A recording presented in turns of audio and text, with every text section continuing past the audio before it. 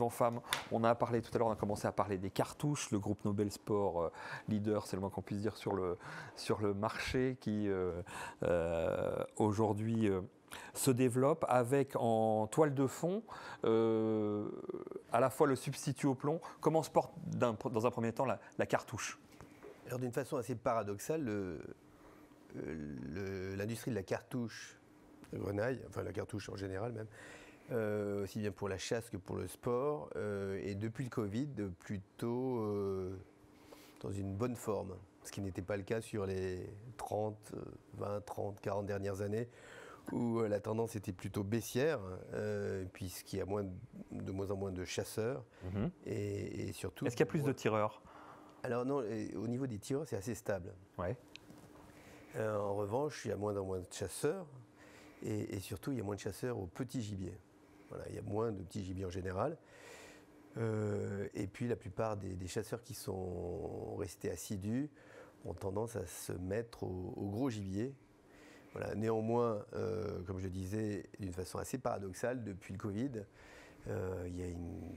Depuis le Covid ou vers la fin du Covid parce qu'on a commencé à ressortir que finalement récemment. C'est lié à deux éléments. D'une part, après le Covid, après les confinements, il y a eu vraiment un besoin d'outdoor, d'aller à l'extérieur, aussi bien au niveau du tir sportif, du ball trap que de la chasse.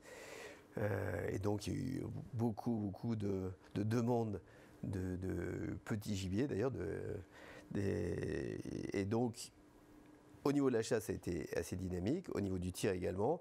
Et ensuite, depuis l'élection de Biden, il y a eu à peu près, c'est très difficile à savoir, mais enfin entre 13 et 15 millions d'Américains qui se sont armés pour la première fois et donc qui ont fait exploser la demande d'armes, de munitions et de munitions à grenaille. Bon, on imagine que le contexte n'y est pas pour rien, effectivement, mais en ce qui concerne l'Europe, il y a des pays qui tirent un peu le wagon de, j'imagine, la France, avec son nombre de chasseurs, mais l'Italie, l'Espagne...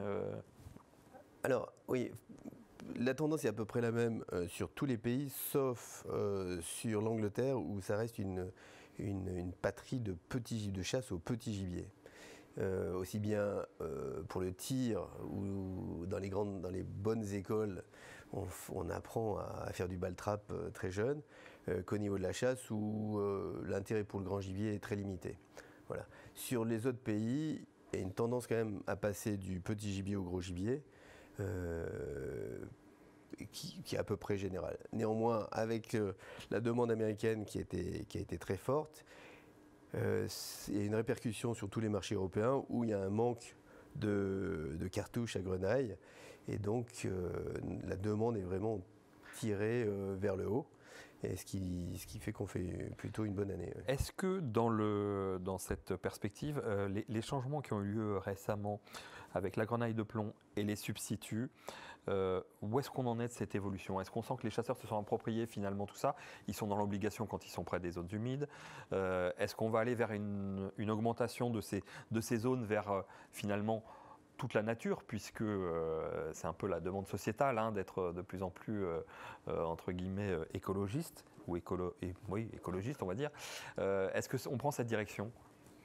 Alors on va la prendre, je présume, mais néanmoins pour le moment rien n'est fait. L'obligation européenne doit avoir lieu normalement en février 2023.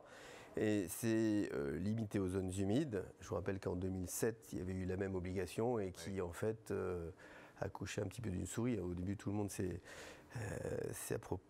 acheté des fusils pour tirer de l'acier. C'est un marketing ou quoi? Non, pas du tout. Non, c'était une vraie demande. Là, il reste un gros point d'interrogation. C'est l'Europe a décidé de laisser à chaque pays la définition de la zone humide. Donc est-ce que la zone humide c'est un étang ou une grosse rivière, ou c'est un petit ruisseau ou une flaque d'eau? Donc tant que cette définition ne sera pas déterminée, on ne sait pas exactement quelle va être l'ampleur du changement. Voilà. On demandera ça à nos amis de l'Office français de la biodiversité, pour savoir jusqu'où ils ont la possibilité d'aller. Oui, Voilà. mais pour le moment, il faut que ce soit décidé par la loi française. Et je pense que le gouvernement, en ce moment, a d'autres Oui, il a d'autres choses à faire, on s'en doute. définir, On le disait il y a un instant, Jean-Christophe, je pense que tu voulais intervenir. Il y a un jeu à faire là, à plusieurs, j'imagine, Oui. à la fois pour le petit gibier et puis pour le développement de toutes ces actions. Je dirais que ça fait partie des enjeux tout à l'heure qu'on évoquait au niveau des objectifs d'Interprochasse. Il y a des enjeux forts qui sont la gestion de cette nouvelle réglementation en termes de la non-utilisation du plomb. C'est un dossier très clairement transversal avec l'ensemble du monde de la chasse et donc la Fédération nationale des chasseurs. C'est un sujet sur lequel on commence à travailler ensemble. Est-ce On a déjà commencé il y a longtemps, mais on va encore est-ce que vous travaillez avec d'autres acteurs, par exemple, d'autres utilisateurs de la ruralité ? Oui, c'est des discussions qu'on a aussi avec le monde agricole, justement. Voilà, ouais. Ça me paraît important. Et puis aussi avec l'administration, avec nos ministères de tutelle.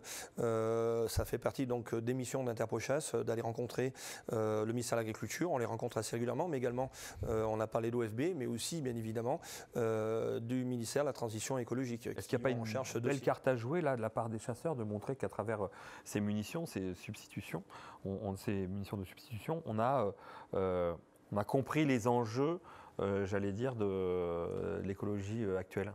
Oui, les chasseurs sont extrêmement sensibles au monde de la biodiversité et au respect des territoires et de l'environnement et des populations, puisqu'on est un des utilisateurs de la nature. Notre objectif, c'est de la maintenir, de la préserver, de la développer. Donc on est extrêmement sensible à ce genre de sujet. Je crois que, comme l'a souligné mon collègue Yvan Fam, ça nécessite du temps aussi, parce que du temps sur le plan de l'adaptation technologique pour trouver des dispositifs. Vous ne pouvez pas l'anticiper, ça ? Si, on l'a anticipé depuis longtemps. Mais il y a longtemps qu'il travaille au dessus. travail. Néanmoins, c'est physique. C'est-à-dire que le plomb a une densité qui fait qu'elle sera toujours, une munition à plomb, à grenaille de plomb, sera toujours plus efficace qu'une munition à grenaille d'acier. Ouais.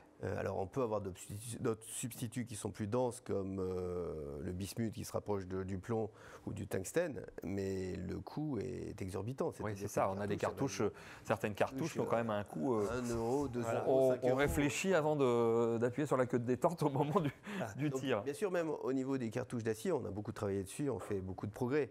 Néanmoins, à longue distance, la létalité d'une cartouche acier est inférieure, nettement inférieure à celle au plomb.